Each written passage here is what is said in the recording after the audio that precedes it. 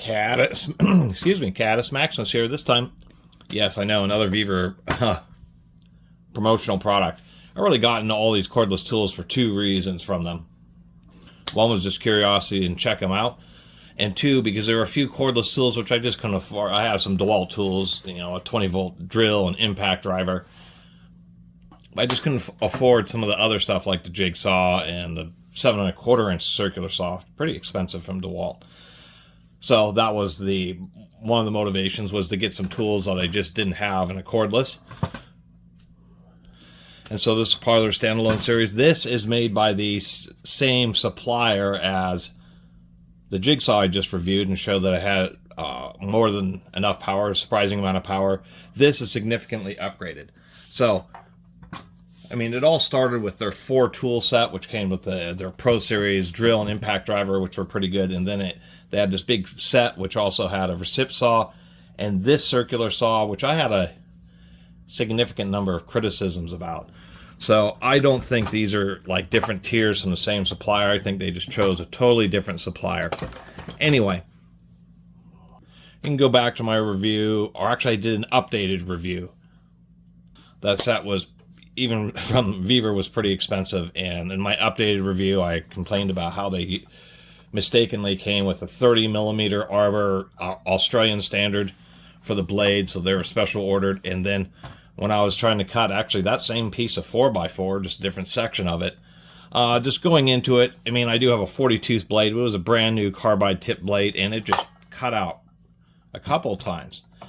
And so when this saw came in, we could see how this one's a bit tangerine, so this is more of a proper orange.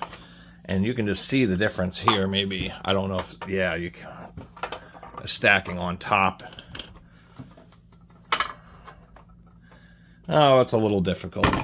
But this saw is way more narrower. And I thought, well, if this saw was having so much trouble, and it has a pretty big motor, I saw this, well, it's kind of one of those sizes and say everything. This is a smaller motor, but it has much stronger magnets, and it's deploying a lot more power.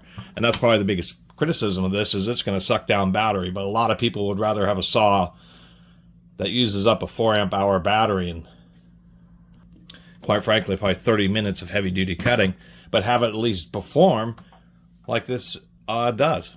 Actually, let me show you how this new one performs compared to the old-school unit.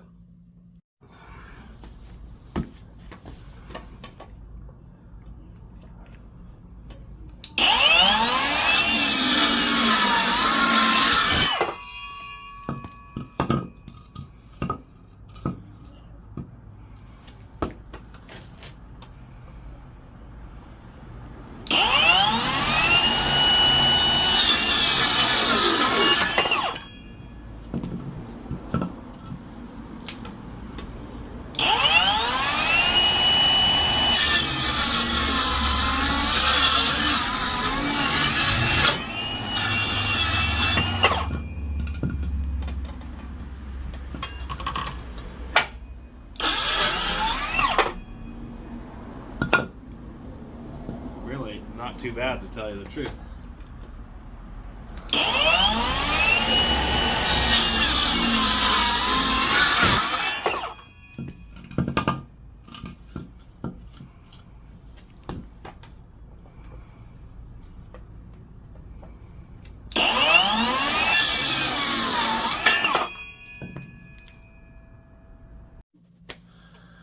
So I was just fully expecting it to kind of cut out like the old one, maybe be a little bit better. This has a coarser 24-tooth blade, a little bit harder to drive just because it takes bigger per tooth chip load.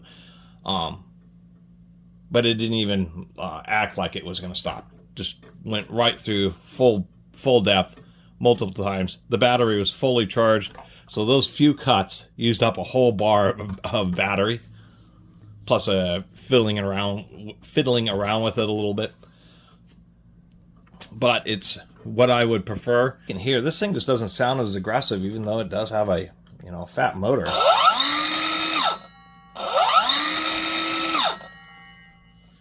And that's on a well-charged battery. And then there's this one.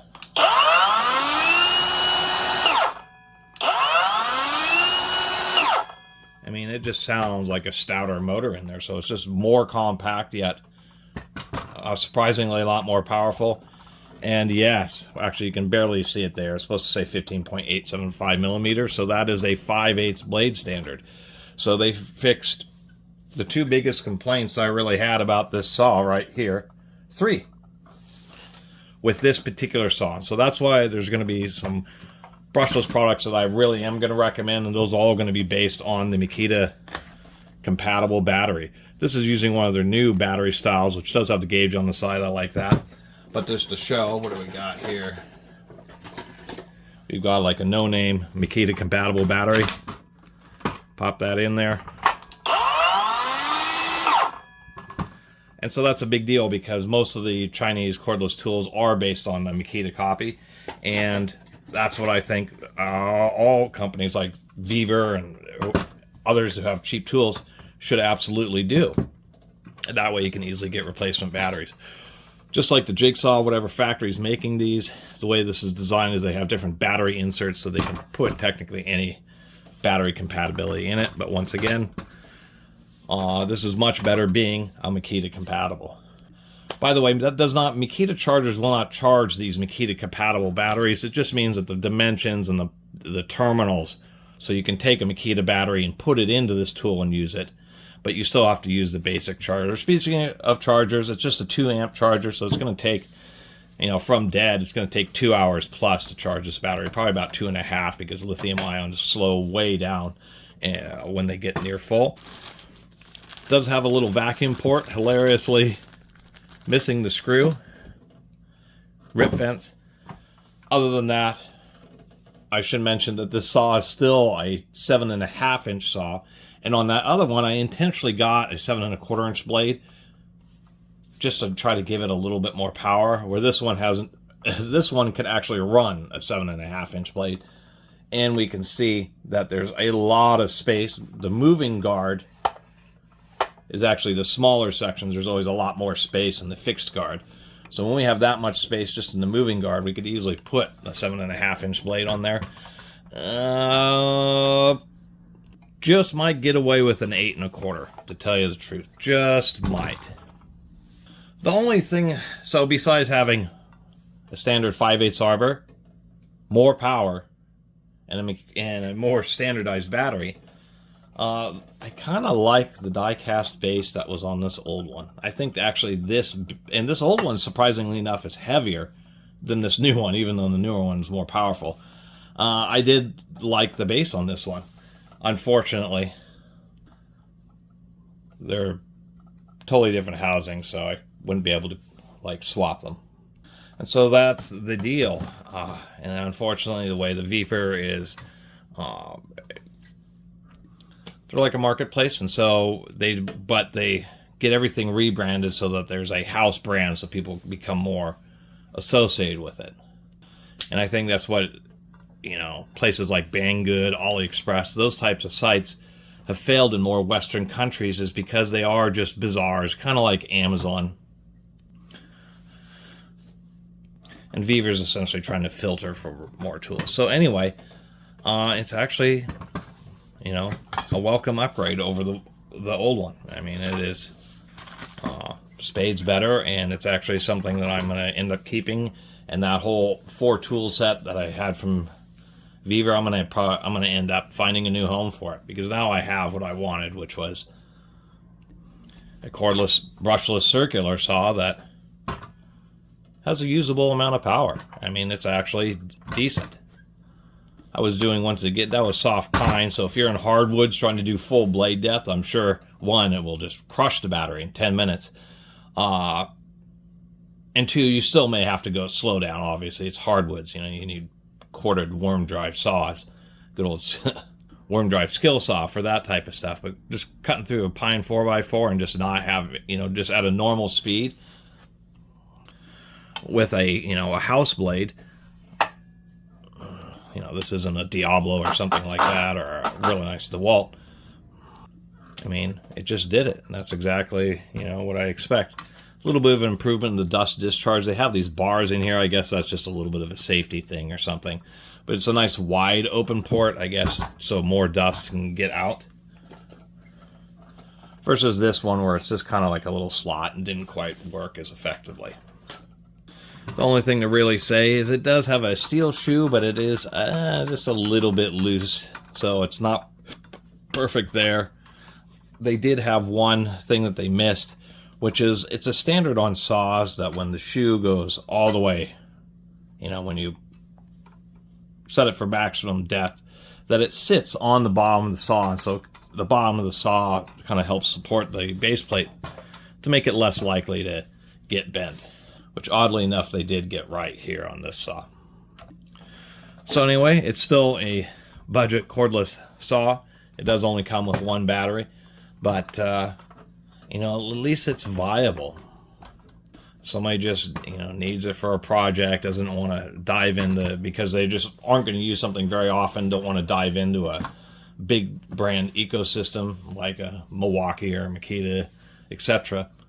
It's a viable option because at least it has power to get the work done. It's almost more dangerous to have a saw constantly cutting out, you battling to pull it back out of the cut, trying to go back into a cut again. Even if the batteries last a long time, it is more unsafe than just having enough where it can really pull the blade through. And I was surprised. I really was.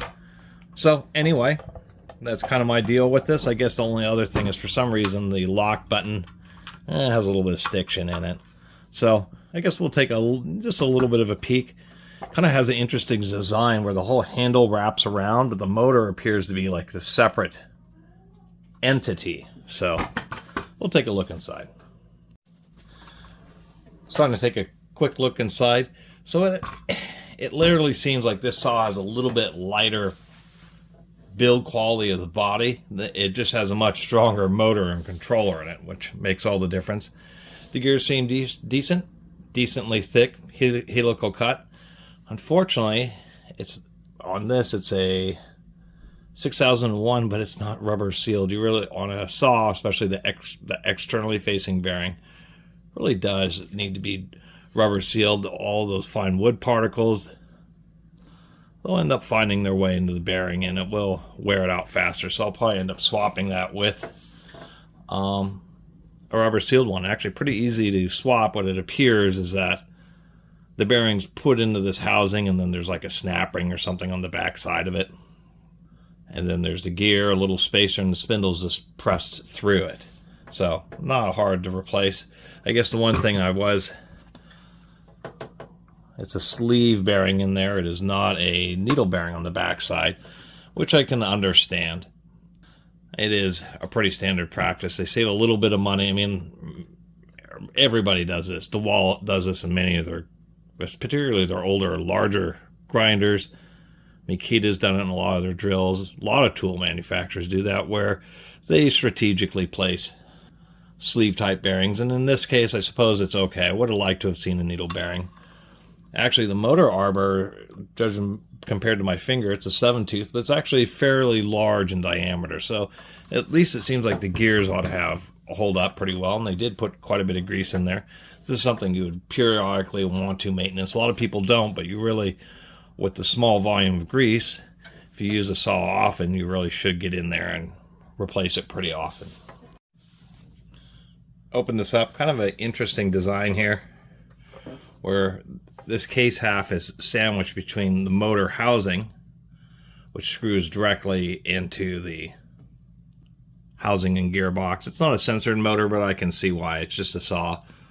There's our fan. Pretty fine fins. This is something that if you use this saw a lot, you'll want to periodically get in here and blow it out, or at least take,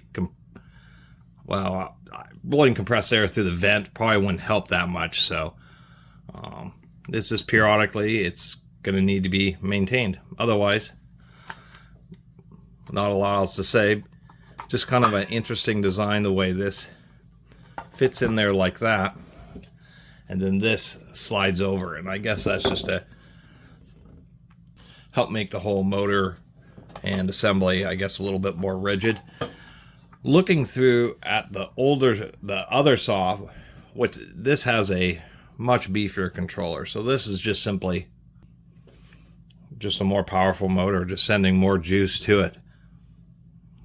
even though the rest of the body and frame is cheaper. That's kind of what this, it seemed like the spec was, you know, make it light and cheap, but give it a decent amount of power. So it sucks down the battery. Just a simple micro switch here for the trigger. People can kind of criticize these, but these are an absolute standard and super easy to replace, although it is soldered connections. At least they put shrink wrap on them. 3 wires, it's double acting, so it's on in both positions. It's just switching the common from one terminal to the other, and that's how it activates the brake. That activates the saw, and then when you release, the brake is activated. They should put some hot glue around these terminals, although realistically, probably not running into too much vibration issues there, but it would have been a nice touch. At least they were wise here, so as you use this periodically, the blade clamp needs to be adjusted on all saws as they wear. And so this has a spline system, so it's pretty easy just to unscrew one screw and then just adjust this to one position, tighter or looser, suiting your preference. Overall, I was noticing that the LED wire is like going under the controller and around this way, but they have like a little cutout here. Almost like the wire is meant to do this. And they have this interesting system where the motor has 2 screws that bolt it through inside, and then the last screw goes all the way through both sides of the housing. You'd think they just make all 3 screws go all the way through, so it's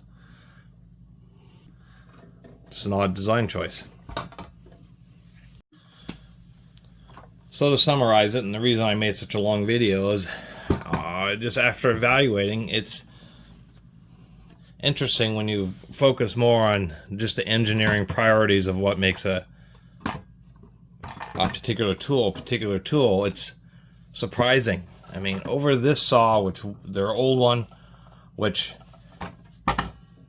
besides using a proprietary battery instead of the Makita compatible like this, is the fact that there's a lot of material, and you pick up this saw and you actually think this is a pretty decent cordless saw on the cast base, you know, 2-piece housing, you know, big old motor, and it just, I mean, when I push the blade like this, there's just a lot less resistance. This obviously just has a more serious motor in it. But the other things I was noticing is this saw also attempts to have a vent, but when I run it, don't do this at home, and put my finger in front of there, I mean, literally.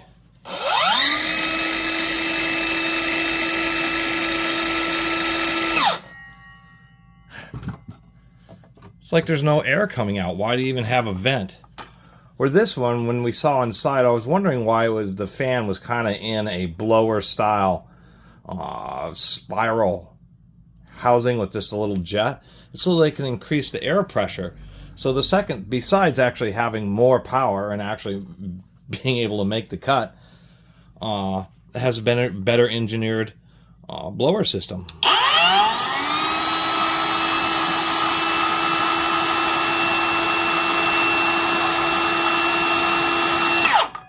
I mean,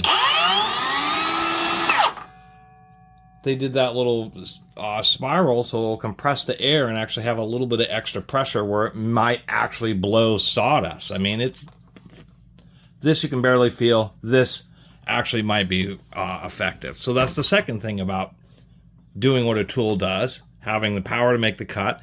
If you're going to have a dust blower on a saw, it might as well at least push enough air to actually blow some dust away. And this is what you really don't do at home, but